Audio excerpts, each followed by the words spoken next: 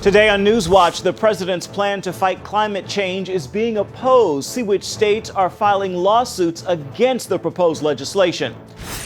Plus, measuring progress will break down how technology is helping Americans live healthier lives. And the book is for women. It is for us to have our eyes open to this and to be called to handle it in a healthy, mature way. Through a Man's Eyes, a new book aims to help women understand the way a man's brain works. You'll hear from the author.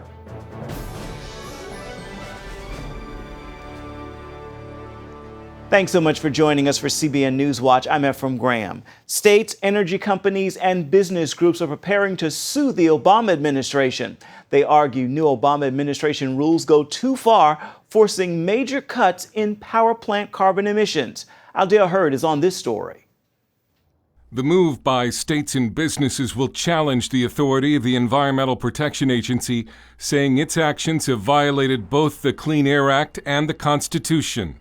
The president announced the new limits on power plant emissions last week.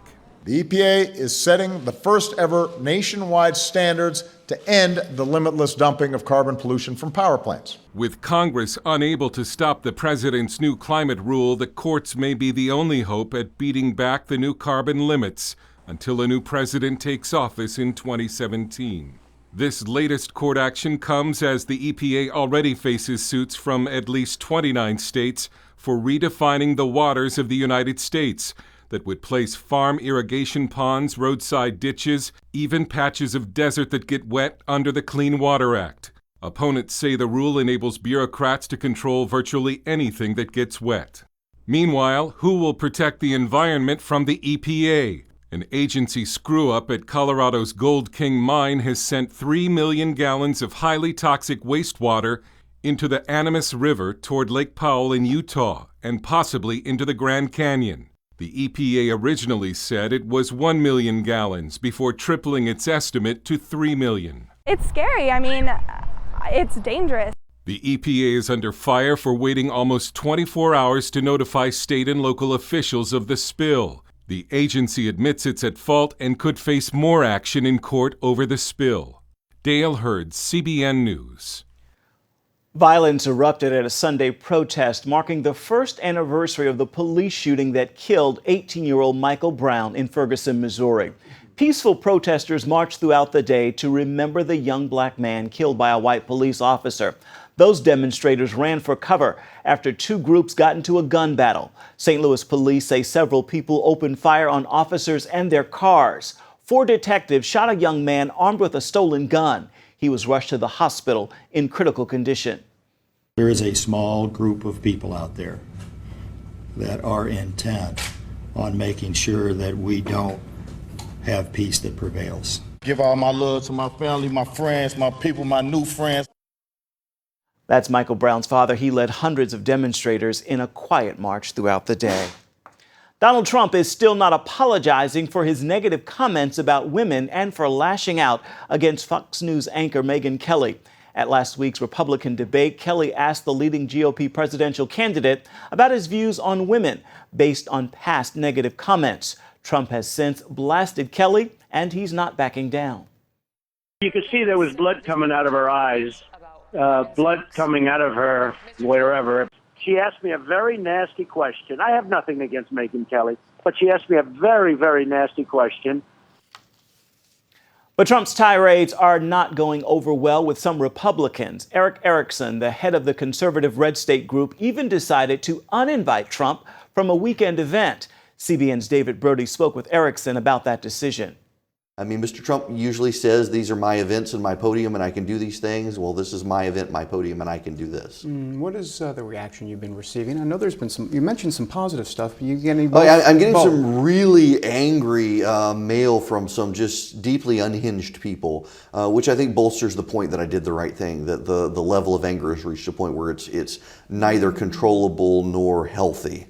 I've gotten emails from people referring to the president by the N-word, saying really derogative things about Megyn Kelly and myself. It is still not clear how Trump's behavior will affect his poll numbers, but so far he is the Republican frontrunner. It is a battle pitting same-sex marriage against religious liberty. A federal judge rules this week in the case of a Kentucky clerk who stopped issuing all marriage licenses after the Supreme Court legalized gay marriage. And Kim Davis isn't the only clerk watching to see what the judge decides. Liberty is a small Kentucky town that's gained national attention in recent weeks. At the heart of it, Casey County Clerk Casey Davis. I watched this show the other day where they devoted around 20 minutes of time of trying to insult my intelligence and call me everything and say every kind of vulgar thing that they could.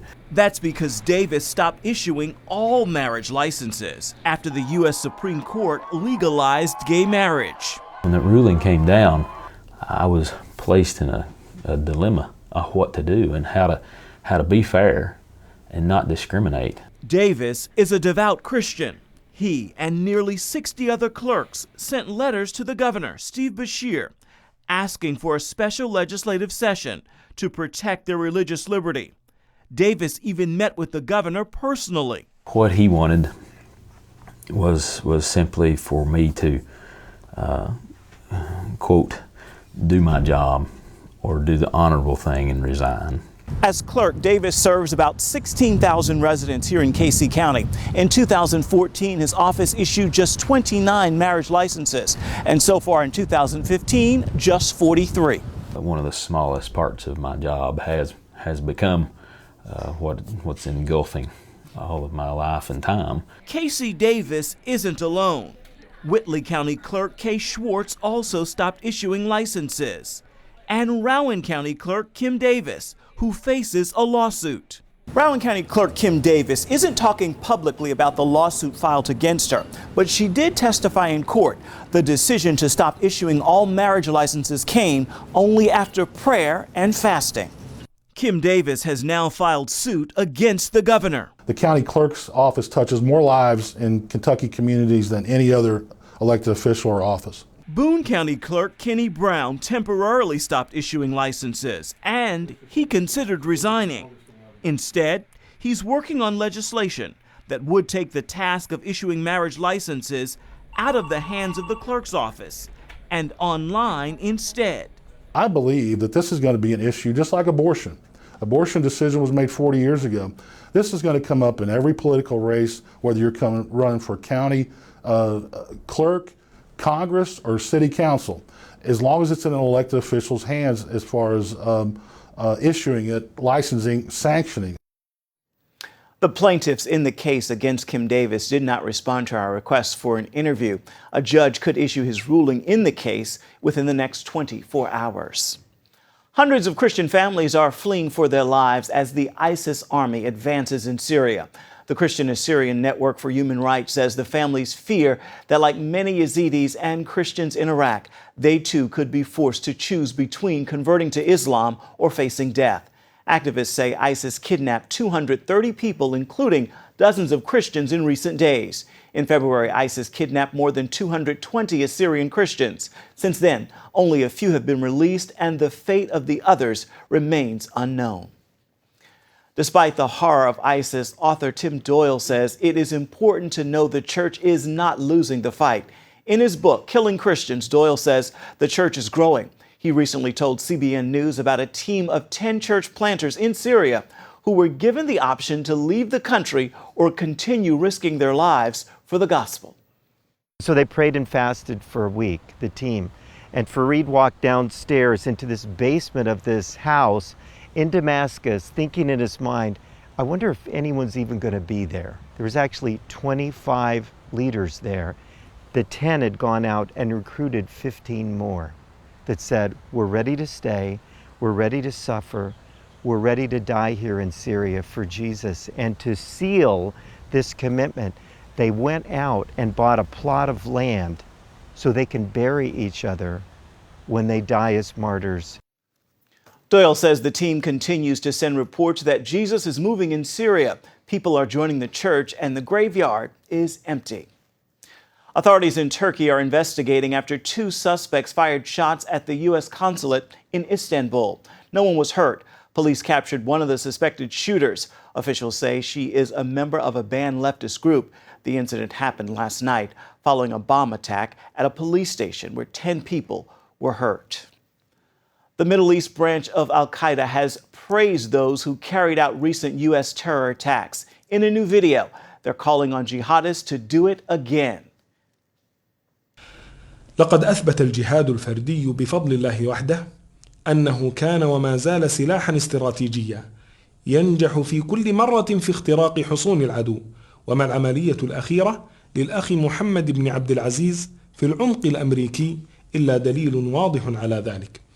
فقد اخترق ثكنة عسكرية محصنة ليردي جنود المارينز الأمريكي ما بين قتيل وجريح في عملية جهادية مباركة. Meanwhile, a letter reported to be from al-Qaeda's top bomb maker also calls for jihadists to strike America in its own home and beyond. Coming up, tracking progress, how new technology is helping people lose weight.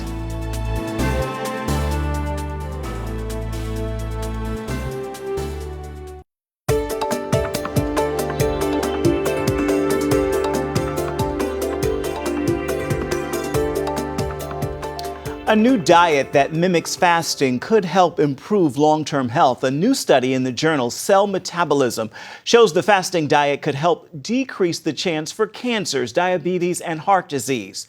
The fasting mimicking diet helps reboot the body. Participants in the study follow the diet for 5 days a month for 3 months. During those 5 days, their only intake of calories, proteins, carbohydrates, and fat was considerably reduced, helping cell regeneration, weight loss, lowering blood glucose, and lowering inflammation. Researchers are now working to get it approved by the FDA for clinical use. Well, it has been said you can't manage what you don't measure, and that's certainly true with diet and exercise. Our Lori Johnson shows us how technology can help us lose weight and get fit. Unfortunately, most of us do not keep track of exercise details, like how often we work out or what type of exercise we do and for how long. It's also important to record how hard we're working, such as how much weight we're lifting or how fast our hearts are beating. Too often, we rely on our memory of such things, and as it turns out, our memories are pretty bad. Sometimes we tell ourselves we're doing better than we really are, or we don't recognize when we're ready to kick it up a notch. You don't see the progress that you're making. You don't know what you're doing. But thanks to technology, we have no excuses. For example, bracelets that count your steps, monitor your sleep patterns, and store all that information in an app. There are scales that can talk to your smartphone and tell it your weight and body mass index, headphones that track your distance and heart rate. You can even wear a watch that tracks how many calories you burn while working out, and an app to keep track of the calories you eat. It motivates you, I would say, more to know that you're actually doing something and you're making progress. No longer do you need to wonder why you're not seeing the results you want. By keeping track of what you're doing, you can identify the problem and make adjustments. This is a tremendous opportunity for us if everyone uses some device to get fitter. And when you see with your own eyes how much better you are now than you used to be, there's no better motivation to keep it up. Lori Johnson, CBN News. Up next, ladies, have you ever wondered, what is he thinking? Well, it's time you got your answer. Hear men's secrets coming up next. Actress Roma Downey says her marriage was an answer to prayer. After 2 failed marriages, she got some advice from actress Della Reese, her co-star, Untouched by an Angel. Reese suggested that she pray that God would choose her next husband. Downey says her prayer was soon answered when she and television producer Mark Burnett cut each other's eyes at a hair salon. They got married in 2007. Their latest project is called Answered Prayers. It is about modern-day miracles and the power of prayer. It airs Sunday evenings on TLC. Well, for centuries, the only woman a man would ever see intimately would be his wife. Today, men are bombarded with visual temptations everywhere, on television, at the movies, their computers, and even on the smartphone. As Paul Strand reports, a new book shows couples how they can team up to fight this temptation together. The differences between men and women have been studied and dissected for years. Remember the bestseller, Men Are From Mars, Women Are From Venus? A lot of the debate has dealt with the psychological, but what about the physical? Many women may not realize that the male brain is so supervisual it could almost belong to a different species. When a man's eyes see an attractive female, his amygdala, hypothalamus, and nucleus accumbens automatically light up in an involuntary biological reaction. It hits him like a beautiful bowl of ice cream hits a starving person, or a pile of cocaine hits a drug addict. Most women don't experience the visual like this, so it can be hard for them to realize what it's like for men in today's hypersexualized culture. Some women say, well, men are visual, and that causes them difficulties with things like lust or temptation. Why is that my problem? Well, that's a major topic of the new book, Through a Man's Eyes. The book is for women. It is for us to have our eyes open to this and to be called to handle it in a healthy, mature way. Co-authors Shanti Feldhahn and Craig Gross know from their ministries that in our culture, men can easily fall into sexual sin. Some 80 to 90%, even in the church, have a porn problem. Plenty of books, programs, and ministries tell men to repent and get free, but Through a Man's Eyes shows women they can help in the fight. What am I called to do? Not just what is he called to do, that's a whole nother book, right? What am I called to do as a woman, as a wife, as a mom? From their Atlanta home, Feldhahn's husband Jeff has helped with her research for years. He wants women to know this is almost every man's struggle. Perhaps there are some men that have overcome and have never feel this struggle or strain or draw again.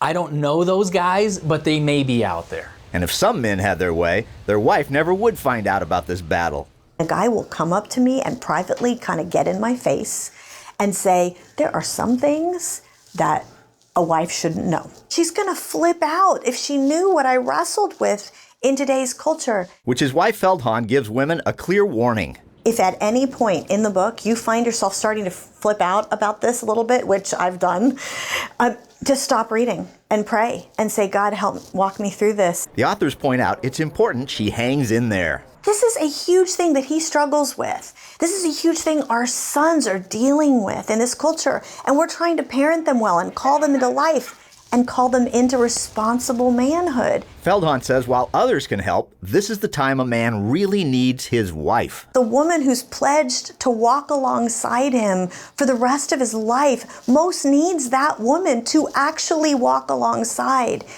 even through something that is hard for you to hear. Jeff Feldhahn says he's gained victory in this area and owes much of that to his wife. Because of Shanti's belief in me, because of her willingness to stick in this thing and to walk with me and to be a safe place for me. Shanti Feldhahn says sharing in this area can revolutionize a marriage. And they start talking about it and all this stuff comes out that he's kind of felt like he had no choice but to hide. Suddenly, there's so much more closeness and there's not that wall that might have been up before. And suddenly it is truly what a marriage is supposed to be. A wife and mom can also take plenty of practical steps. Assure the home and computers are porn-free. Install accountability software. Make sure no teens have phones with internet access. Make the men in your life accountable to others. Just because your husband might be struggling with something right now, if you are there and you stay with him in it, he can get to the other side. In Through a Man's Eyes, Feldhahn and Gross quote from a couple who attained such a victory. We don't have to hide things or hold back to protect ourselves. We can share the real deal and support each other, even when the real deal is sometimes hard. Being able to actually share everything and know the other person is safe and able to hear it has transformed our relationship. And that's the reason that we wrote this. Paul Strand, CBN News, Atlanta. Children at the Zame Benet Children's Home in Port-au-Prince, Haiti, recently took part in their first communion thanks to Operation Blessing. More than 60 children were baptized, given a legal name and birth certificate. Operation Blessing began its partnership with the home in 2010 and has supported its expansion. building a 30-room facility that includes an art and music center, chapel, library, and much more. Operation Blessing gives around-the-clock care to each child, providing nutritious meals, structured learning, and physical therapy for disabled children. You can find out more about Operation Blessing by going to its website, ob.org. It is now time for your Monday motivation, and the bottom line here is it is time to get moving. Stop being frozen in fear. You have to get in motion to get your miracle. God has given us all visions, dreams, and passions, and most of us have prayed for direction on what to do.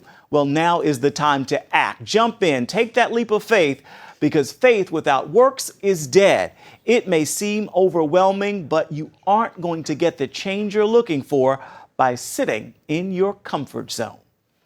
Well, that is going to do it for this edition of CBN NewsWatch. Remember, you can find more of our exclusive coverage of the issues you care most about at cbnnews.com. And take the time to let us know what you think about the stories you've seen here today. You can do that on Facebook or at CBN News on Twitter. We'll see you tomorrow.